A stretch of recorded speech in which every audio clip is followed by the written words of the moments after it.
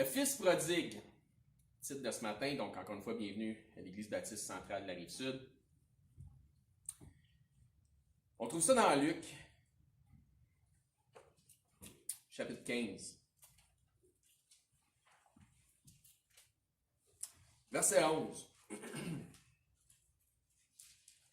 Si vous les suivez, ça dit: il dit encore, un homme avait 2 fils.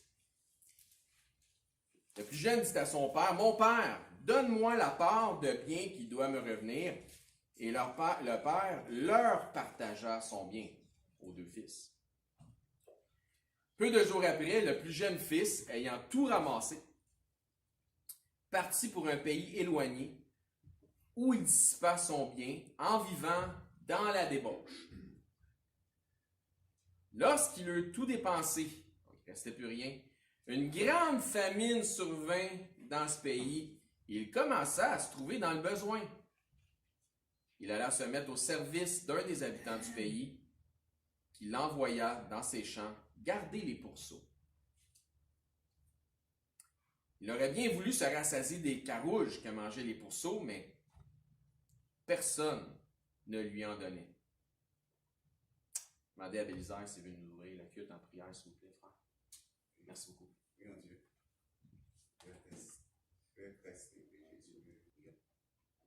Amen. Donc, c'est certain qu'il y a comme à l'habitude, l'enseignement qui est dit ici, la prédication, des fois, il y a des... C'est comme un confirme l'autre. Ça ne fera pas exception aujourd'hui non plus. Donc, ce serait peut-être, pour ceux qui étaient à l'étude de ce matin, c'est peut-être à même d'identifier les choses que Dominique a touchées et que je vais toucher à travers la prédication. Puis ça nous montre simplement que le Seigneur a de la suite dans les idées. Donc, c'est influencé comme ça. Dans Luc 15, après avoir reçu des reproches de la part des pharisiens et des scribes, Jésus annonce 3 paraboles.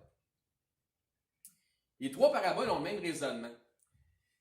Les 3 paraboles de Jésus font tellement de sens que ça fait en sorte que les commentaires désobligeants et légalistes des pharisiens et des scribes ont l'air stupides.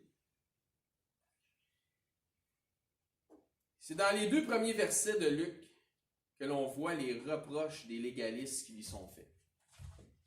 Dans Luc 15, 1, on passe beaucoup de temps en lecture dans Luc aujourd'hui. On va voir d'autres choses, mais Luc principalement. Ça dit: tous les publicains et les gens de mauvaise vie s'approchaient de Jésus pour l'entendre. Et les pharisiens, ceux qui sont supposés, et les scribes, ceux qui sont supposés de bonne vie, murmuraient, disant: cet homme accueille des gens de mauvaise vie et mange avec eux. Donc, les reproches étaient 2 choses. Cet homme accueille des gens qui sont de mauvaise vie. Pas du monde comme nous autres. Des gens de mauvaise vie. Et il mange avec eux. Ça, c'est la 2e chose. Le Jésus, là, il ne suit pas le protocole. Qu'est-ce qu'il fait là? Accueillir des gens de mauvaise vie puis manger avec eux autres. Puis ça, c'est le problème des légalistes. Ils se voient comme étant meilleurs que les autres. Ils jugent des conditions spirituelles des autres par rapport à leur propre justice. Ils sont en train de juger pas selon la vérité, présentement. Pas selon les Écritures, mais pas selon la justice de Dieu lorsque lorsque Dieu dit dans les Écritures depuis longtemps: aime ton prochain comme toi-même. Ils ne sont pas en train de juger selon la justice. Ils pointent du doigt les défauts des autres. Ils sont en train, en quelque sorte, pensez-y, de traiter Jésus de pécheur. Parce qu'ils sont en train de faire un reproche. Tu fais de quoi de pas correct? La question, c'est: est-ce que Jésus est en train de pécher? Non. Donc, c'est qui n'est pas correct? Étonnamment, tantôt, je vous ai parlé de gens qui ont confessé le Seigneur dans l'assemblée ici, puis qui ont une progression en Christ dont laquelle on se réjouit de cette progression-là. c'est quelque chose, des parenthèses que je fais, qui par certains, la façon qu'on l'a fait nous a été reprochée, étonnamment. Puis la question que j'ai posée à la personne qui faisait des reproches, je dis, convainc-nous qu'on a péché. Ça a pas mal mis fin à la discussion. Il y en a beaucoup qui marchent dans la chair parmi qui se disent chrétiens, mon Dieu, franchement. Donc, ils pointent du doigt les défauts des autres. Ce que je vais dire, c'est plutôt triste. Ça fait suite à ce que je viens de dire. Mais le genre d'attitude où les gens qui sont supposés être plus grands en connaissance et voire même du niveau spirituel comme étant plus pieux, qui devraient être rendus là. Habituellement, aujourd'hui, ça c'est ceux qui se disent chrétiens. Quelqu'un qui faisait remarquer dernièrement, une sœur, elle me disait, sais-tu quoi? Ceux qui ont beaucoup d'expérience souvent dans le Seigneur, c'est eux autres maintenant qui sont dans nos églises. C'est eux autres qui sont rendus les pharisiens d'aujourd'hui. C'est plate comme constat. Puis j'étais obligé de dire, c'est vrai, beaucoup de pharisianisme dans notre milieu. Donc, ce sont ceux qui, depuis longtemps, depuis le nombre d'années passées sur les bancs d'église, devraient avoir une certaine maturité en Christ, une certaine connaissance de la justice de Dieu. Il y a malheureusement ces gens-là qui sont offensés par les péchés des autres dans l'assemblée. Ça les offense. Ils s'offensent de la vie des autres, mais sans vraiment que ça les touche personnellement. Tu sais, au day-to-day, là, quand tu es dans le temps chez vous, là, ça ne te touche pas vraiment. Autrement dit, là, c'est même pas de leurs affaires, ce qui se passe dans la vie de l'autre. On parle de ceux qui sont supposés être des colonnes et des piliers. Là. J'ai vu des gens quitter leur assemblée sous de faux prétextes. C'est souvent quand les gens quittent leur assemblée, il y a des vraies raisons pourquoi tu peux mettre un terme. Puis il y en a d'autres que c'est des faux prétextes. Mais souvent, par des faux prétextes, étant offensés des péchés des autres, quand les autres n'avaient même pas le un quart de leur supposée maturité en Christ, ils étaient offensés. C'est ce que les autres faisaient, de la vie des autres. Savez-vous, c'est quoi cette attitude-là?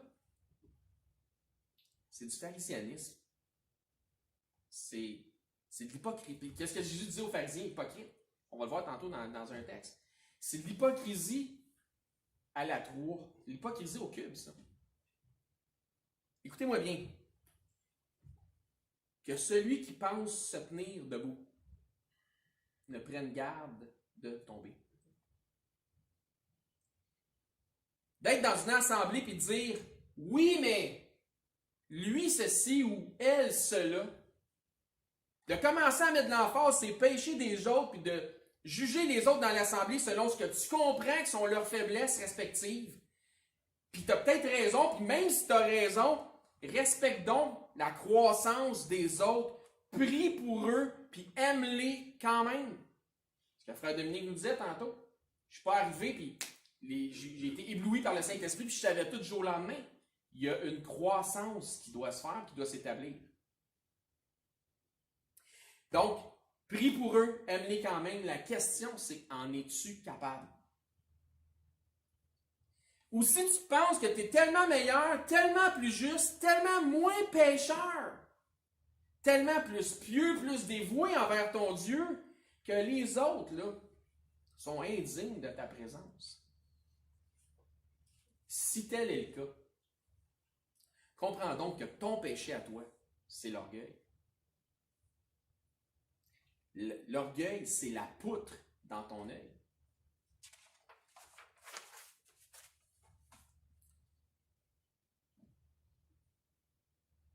Quand on est tranche de perspective de vie, quand on est arrivé dans l'assemblée ici, moi et mon épouse, on venait d'une église qui était extrêmement légaliste, très pharisien. Puis la difficulté qu'il y a eu en arrivant ici, dans une assemblée qui était plus juste dans son équilibre, c'était d'arriver, puis nous autres, de s'abaisser à leur niveau. Savez-vous qu'est-ce qui fait la différence? L'amour. C'est ça qui fait la différence. Luc 15, 2. Et les pharisiens et les scribes murmuraient. Gnac, gnac, gnac. Murmuraient disant, cet homme accueille des gens de mauvaise vie. Pas juste ça, il mange avec eux autres. Ils murmuraient, commencement de la médisance. Disant, cet homme accueille des gens de mauvaise vie. Voici ce que vous devez savoir. Si vous venez ici dans cette assemblée, vous allez trouver, et nous allons continuer par la grâce de Dieu à accueillir, devinez quoi? Des gens de mauvaise vie. Nous allons continuer, du moins sous ma supervision, encore une fois par la grâce de Dieu, dans l'œuvre de notre Seigneur, à l'image de notre Seigneur. Puis vous étonnez-vous pas, parce que comme Jésus, nous allons continuer à accueillir les pécheurs, puis de communier avec ces gens-là, voire même manger avec eux autres. Pourquoi? Parce que Jésus dit dans Luc 5, 31, la deuxième partie du verset 31, « Ce ne sont pas ceux qui se portent bien qui ont besoin de médecins, mais les malades. » Verset 32, « Je ne suis pas venu appeler à la repentance des justes ou ceux qui se pensent justes, mais ceux qui sont capables de reconnaître qu'ils sont pécheurs. Ceux qui savent, qui comprennent qu'ils sont malades. C'est quand tu es malade que tu t'en vas à l'hôpital. Je souhaite que cet endroit, ici, soit rempli de pécheurs, de gens de mauvaise vie et de malades spirituels. Pourquoi? Parce que c'est ici la clinique médicale. Mais si toi, tu te considères trop en santé, là, trop juste pour être parmi les malades, puis tu es rendu là, dans le murmure, le gnac, gnac, gnac, là, dans la médisance, sur les péchés des autres, sans te rendre compte que tu les évalues selon ta propre justice, laisse-moi te dire que c'est toi qui as besoin de repentance, puis c'est toi qui as une mauvaise vie, puis tu es pas mal plus malade que tu penses. Romains 14, 4. Bon, on sait qu'on a la misère à comprendre les simplicités des Écritures, puis de mettre ça en pratique, puis les appliquer. Qui es-tu, toi, qui juges un serviteur d'autrui? Autrement dit, là, tu te prends pour qui pour juger les serviteurs du Seigneur? S'il se tient debout ou s'il tombe et le juste tombe 7 fois et se relève, cela regarde son maître. Autrement dit, c'est pas de tes affaires.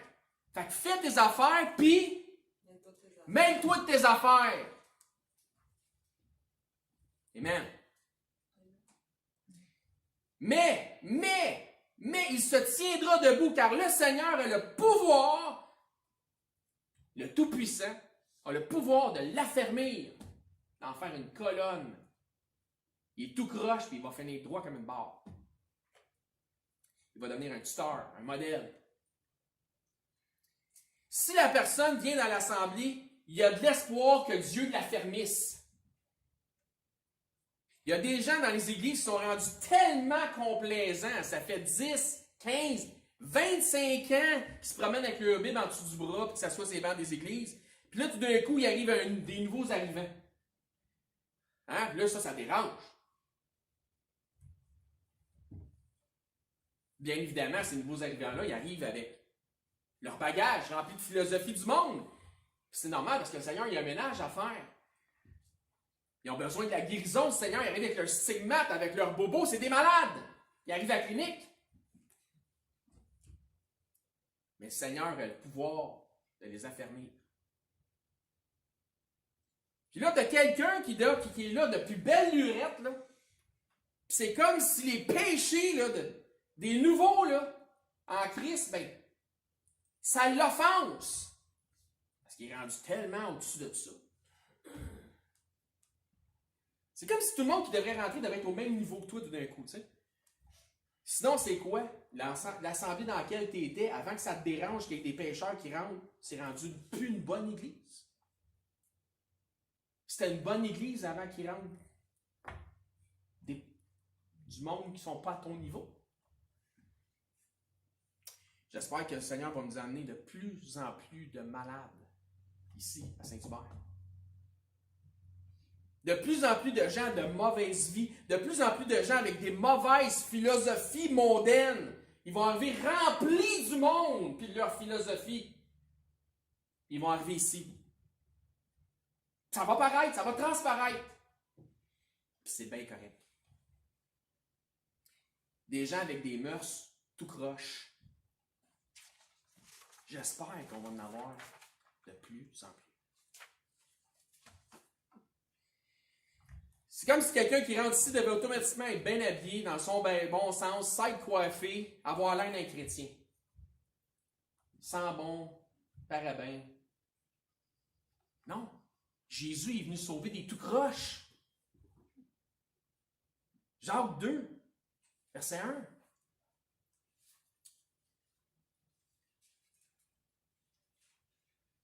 Mes frères, que votre foi en notre glorieux Seigneur Jésus-Christ soit exempt de quoi?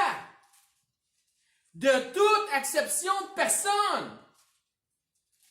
Exempt de toute acception de personne.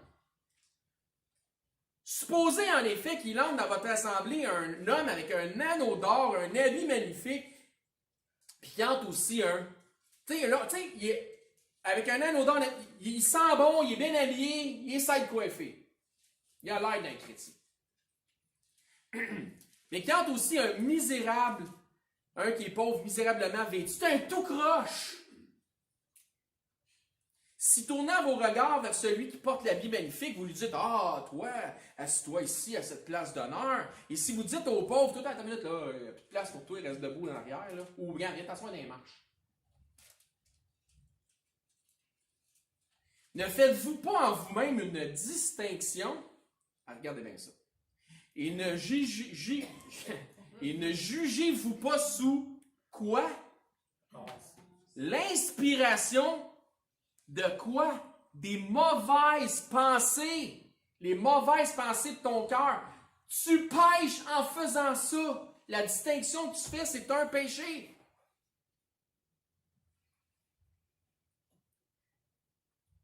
S'ils ne vont pas selon la justice, ils vont selon ta justice. Mais tu juges.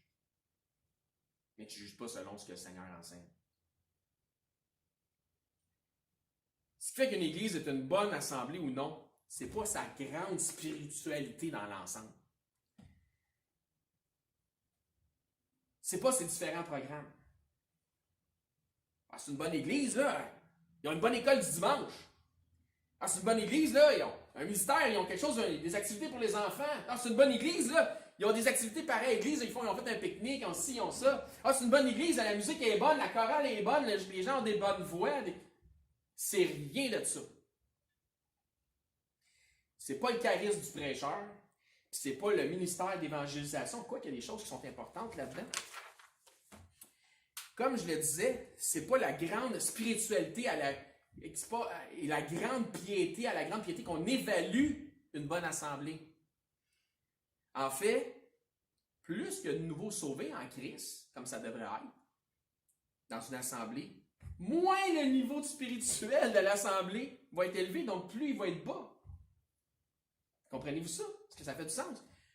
Plus il y a de nouveaux sauvés en Christ dans une assemblée, moins le niveau spirituel devrait être élevé. Est-ce que ça fait du sens? Super. Donc, question. À quoi pouvons-nous reconnaître premièrement, mais non uniquement? Mais premièrement, à quoi pouvons-nous reconnaître une assemblée qui œuvre selon la volonté du Seigneur? Savez-vous? Jean 13, 35. Elle va faire, ah oui. Ah oui. Elle vous laisser le temps de trouver le passage. Ça vaut la peine. C'est pas la grande spiritualité. C'est pas à toutes ces organisations, de tout son ministère, comment il est organisé. À ceux-ci tous reconnaîtront que vous êtes mes disciples si conditionnels vous avez de l'amour les uns pour les autres. Comment tu reconnais une bonne assemblée? À son niveau spirituel? À tous ses artifices? Non! À l'amour que les membres se portent les uns envers les autres. C'est là que ça commence. Qu'est-ce que Paul dit à l'assemblée, tout mélangé, tout croche? Me faire une parlait tantôt dans son étude à l'église de Corinthe. Si je n'ai pas la charité, je ne suis quoi? À rien! Fait que t'es pas. Fait que, tu sais, si t'es incapable d'aimer, là, prends-toi pas pour un autre parce que t'es rien.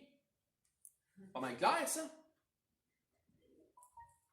Donc, qu'est-ce que Paul leur disait? Si je n'ai pas la charité, je ne suis rien. 1 Corinthiens 13, parce que c'est dans le même chapitre. Maintenant, donc, ces trois choses demeurent.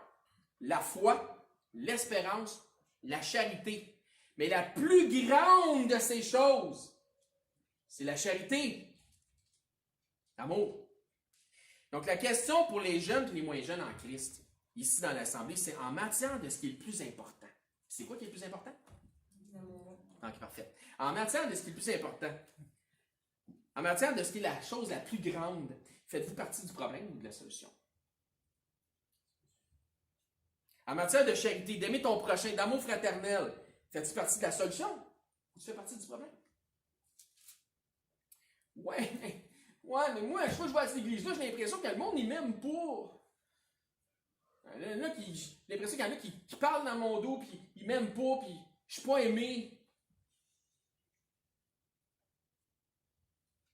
Romains 2, 1. La Bible a toutes les réponses.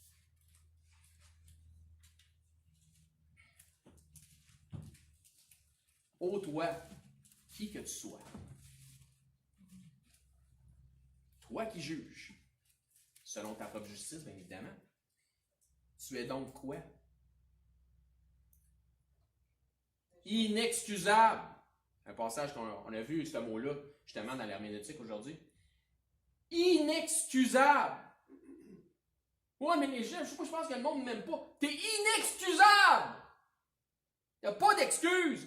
Car en jugeant les autres pour leur manque d'amour, tu te condamnes toi-même. Pourquoi? Parce que quand toi tu juges les autres, tu fais les mêmes choses.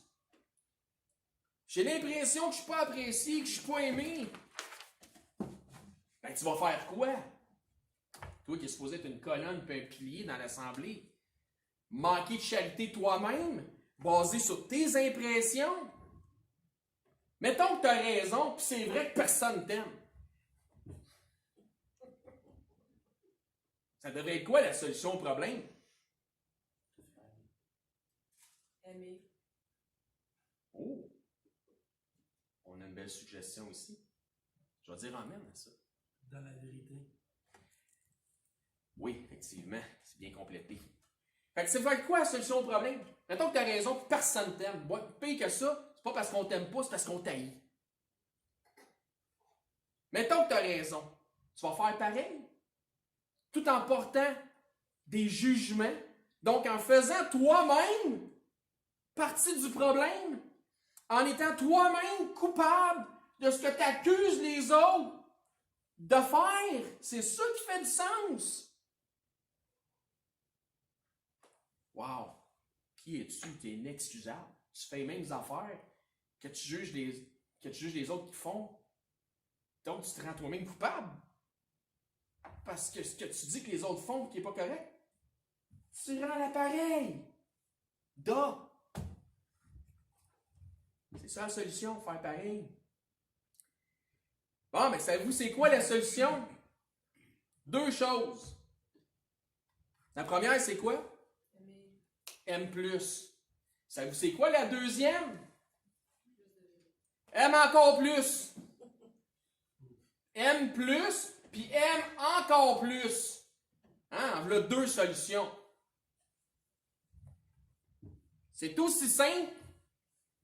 C'est aussi simple que mange pas le fruit dans l'arbre. Ils ont-tu réussi? C'est simple pourtant. Hein? Ben, M puis M plus, puis encore plus, c'est-tu compliqué? On est-tu capable? Globalement, non. Est-ce qu'on devrait?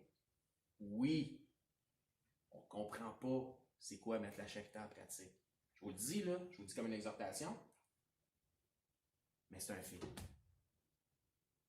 C'est plate d'être là et en train de prêcher ça un matin.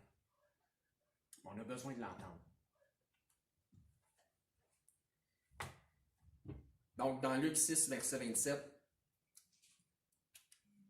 écoutez bien ça que ça dit. Mais je vous dis, à vous qui m'écoutez, est-ce que vous écoutez présentement? Parfait.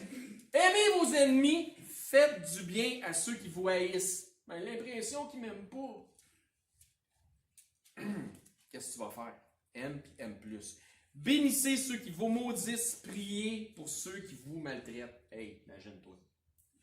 S'il faut, selon celui que tu appelles ton Seigneur, puis si c'est vrai qu'il est ton Seigneur, là, s'il faut agir ainsi envers ceux du monde, combien plus devrais-tu agir de la sorte envers ceux qui sont de la famille de Christ? Bon sang!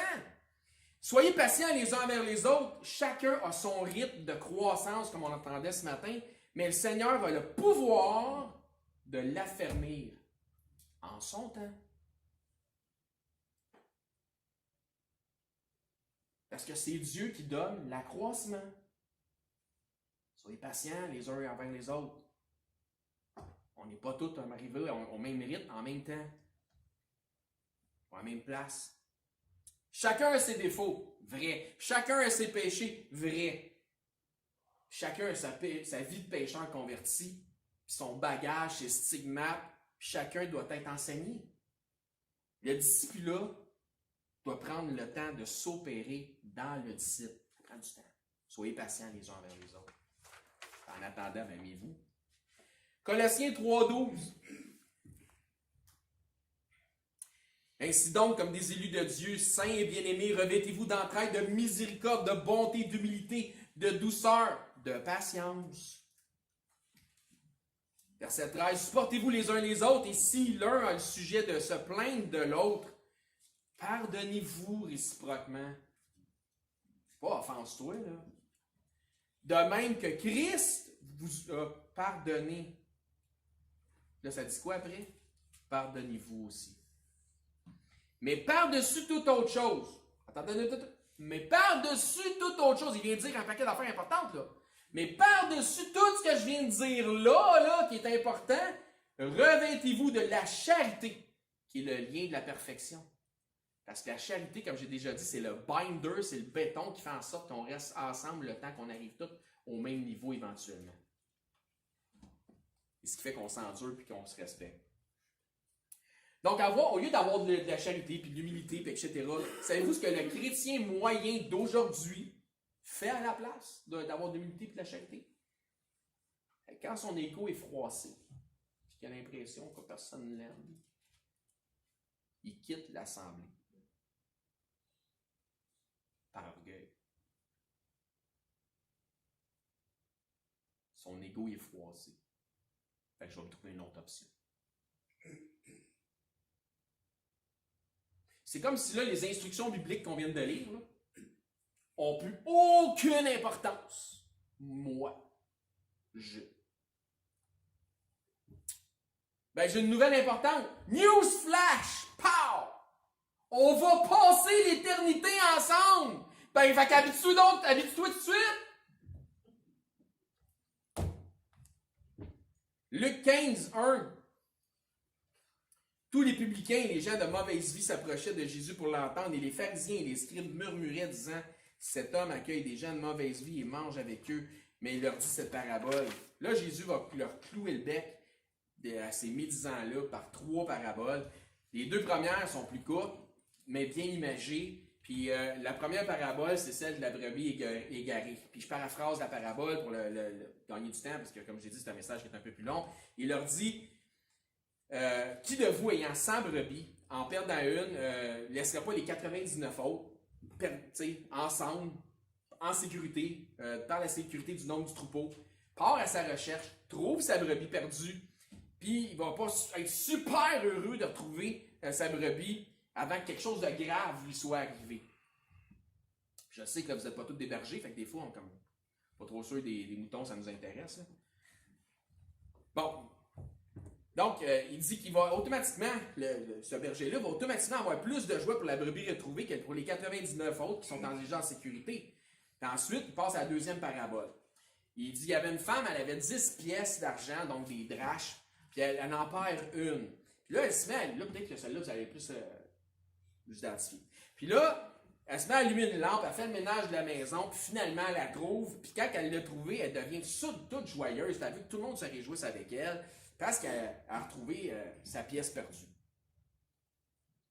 C'est là que vous allez vous identifier. Mettons que tu as 1000 $, puis tu as 10 billets de 100.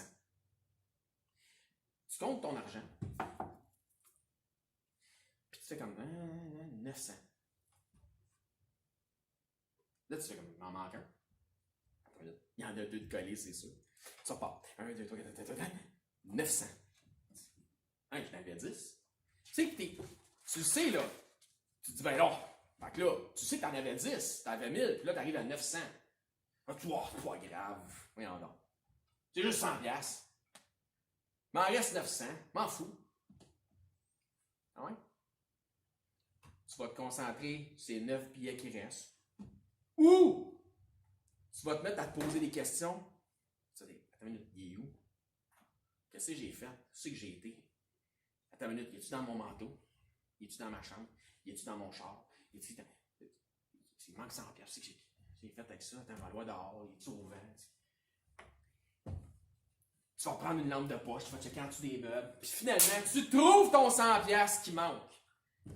T'es-tu plus content? Puis là, tu vas arrêter d'être angoissé. Hein? Fait que tu vas être content, angoissé que t'étais, que j'ai eu mon 100 $. Tu vas, oh, j'ai trouvé mon 100 $. Tu vas devenir heureux de trouver ton 100 $. Tu vas-tu vraiment mettre l'emphase sur les 9 autres billets de 100 qui sont là, qui sont restés bien sur la table, avec un presse-papier par-dessus, pour être certain qu'ils ne bougent pas?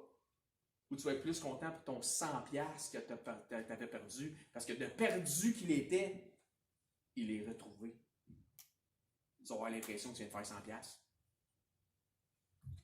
Hop, on s'identifie tranquillement. Hein? Les moutons, pas sûr, mais le cash, oh. La même... Bon, tu vois. Demandez-vous de qui je retiens après. Fait que de la même façon, Jésus dit ici, dans Luc 15, 10, de même, donc de la même façon, de même je vous dis qu'il y a de la joie devant les anges de Dieu pour un seul pécheur qui se repent. Pourquoi? On trouve une réponse à ça dans Luc 19, 10.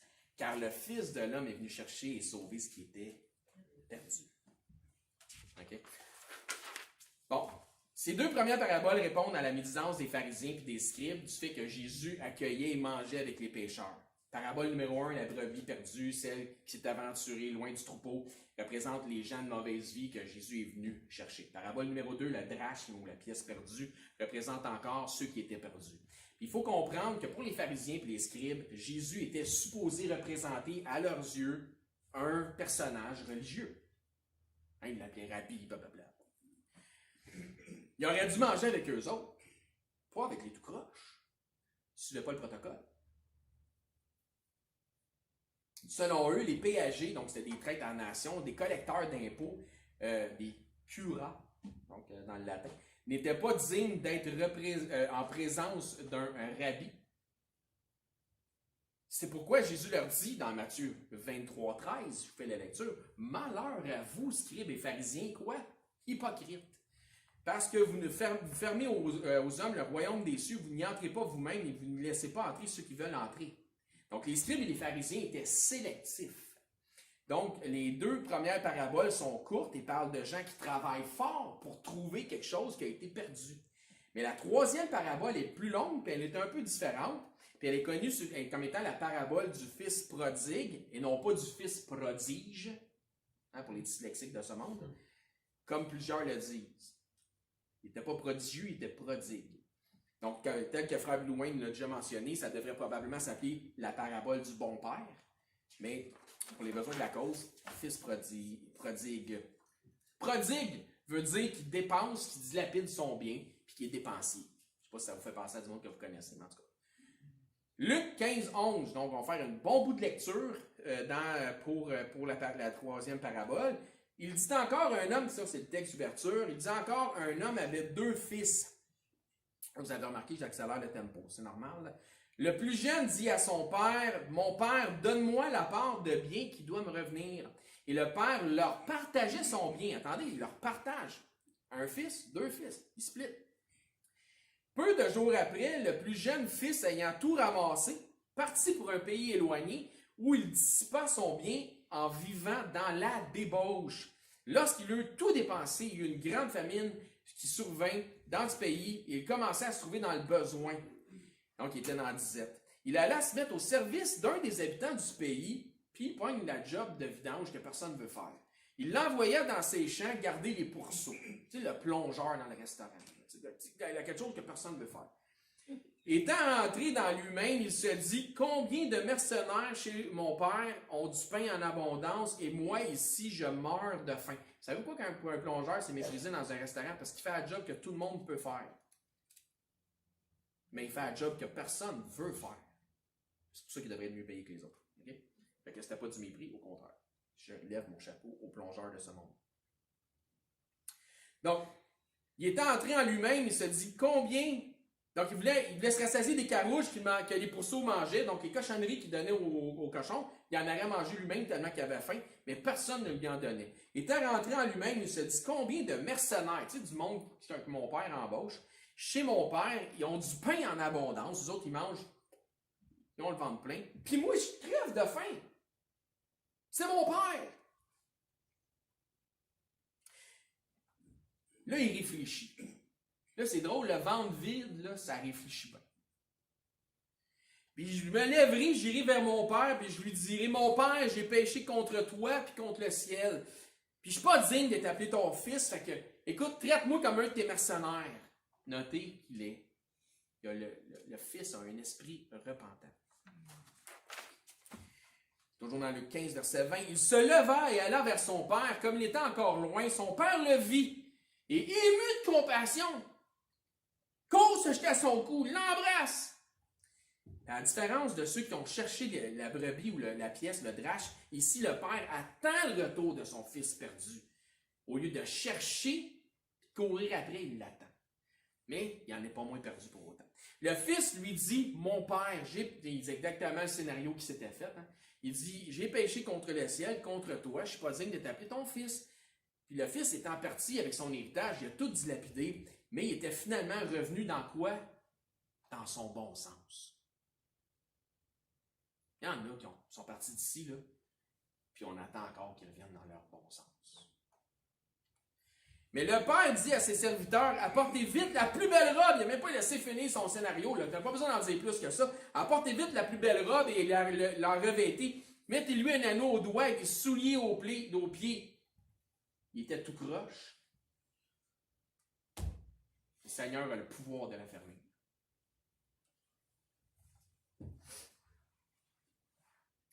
Amenez le veau gras et tuons-le. Mangeons et réjouissons-nous. Car mon fils que voici est mort. Il est revenu à la vie. Il était perdu, puis il a été retrouvé, comme la brebis, comme le drache, comme ton 100$. Okay? Et comme ils commencèrent à se réjouir. Donc, ça ne peut pas faire autrement de me faire penser au passage qui dit dans Jacques 5, 19, « Mes frères, si quelqu'un parmi vous s'est égaré de loin de la vérité, et qu'un autre l'y ramène,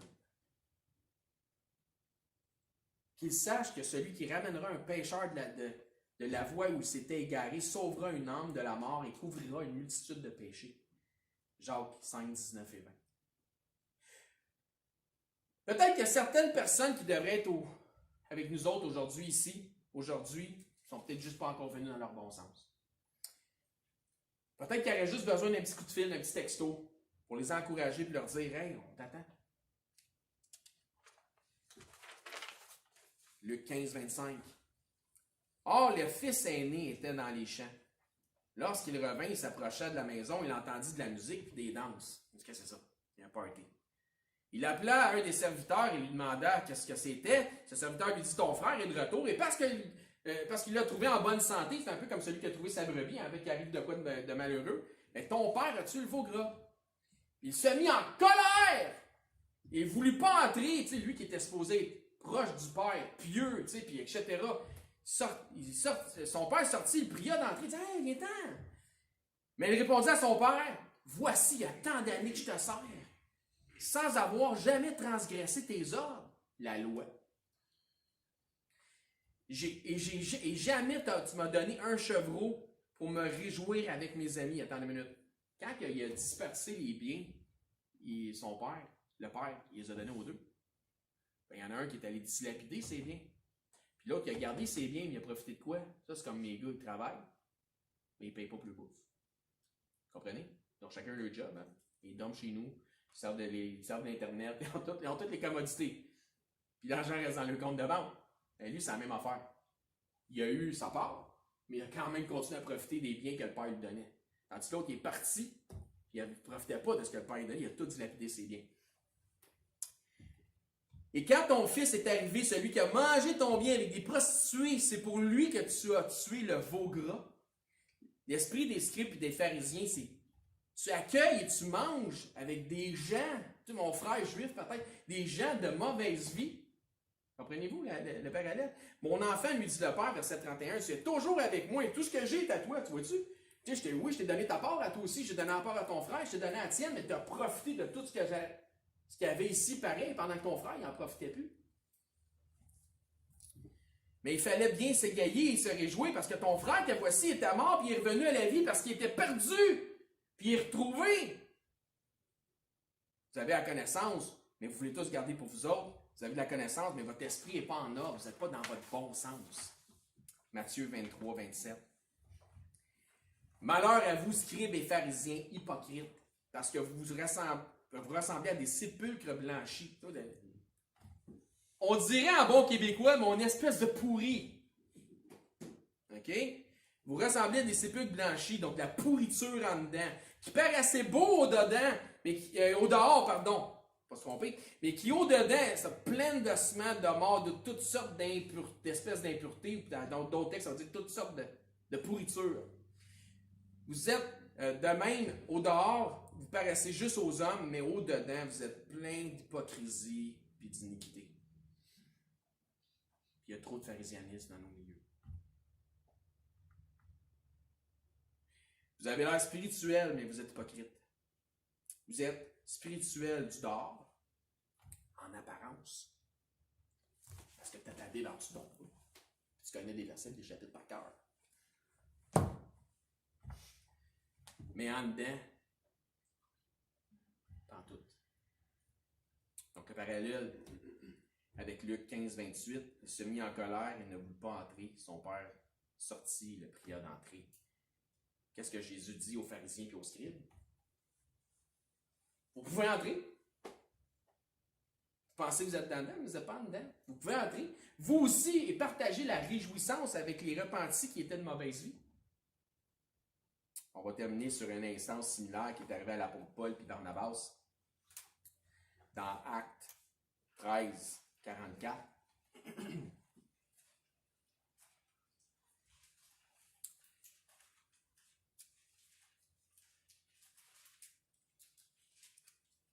Ça dit, le sabbat suivant, presque toute la ville se rassembla pour entendre la parole de Dieu.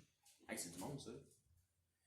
Les Juifs, voyant la foule, furent remplis de jalousie. Ils ne sont pas venus écouter les Juifs, ils ont écouté la parole de Dieu. La parole de Dieu, c'était des Juifs qui l'avaient, mais c'était pas les Juifs, OK? Voyant la foule, furent remplis de jalousie, ils s'opposaient à ce que disait Paul, en le contredisant et en l'injuriant. Paul et Barnabas lui dirent avec assurance, regardez, là, puis assimilez le parallèle avec ce qu'on a vu, avec ce qui était avec Jésus. Paul et Barnabas leur dirent avec assurance, c'est à vous premièrement que la parole de Dieu devait être annoncée. Comment dit, la parole de Dieu, vous ne l'avez pas. Vous pensez que vous l'avez. Vous ne l'avez pas. Mais, puisque vous la repoussez, puis les Juifs pensent qu'ils ont la Bible, là. Ils pensent qu'on a la parole de Dieu. Vous ne l'avez pas.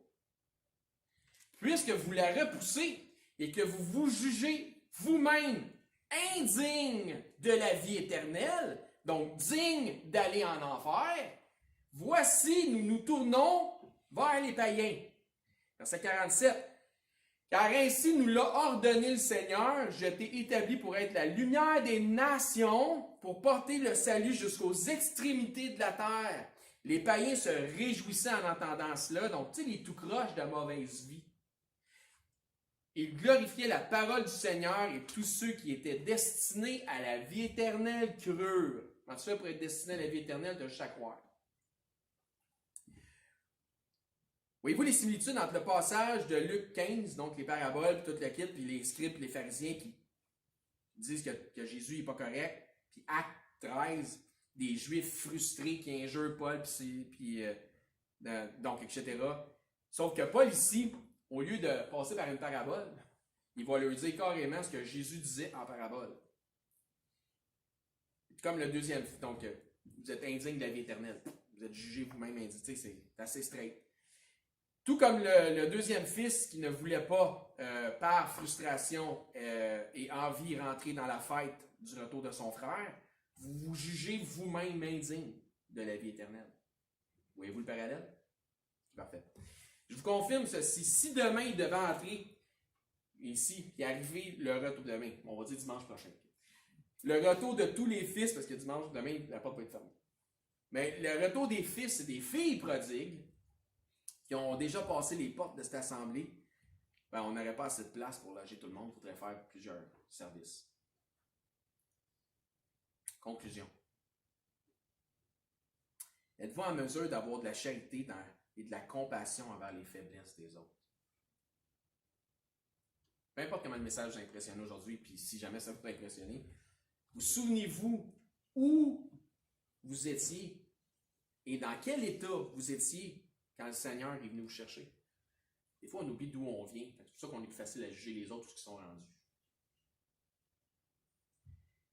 À quoi est-ce que l'on devrait juger une bonne assemblée? À l'amour. Est-ce qu'ici, à l'Église baptiste centrale de la Rive-Sud, c'est une meilleure assemblée grâce à toi?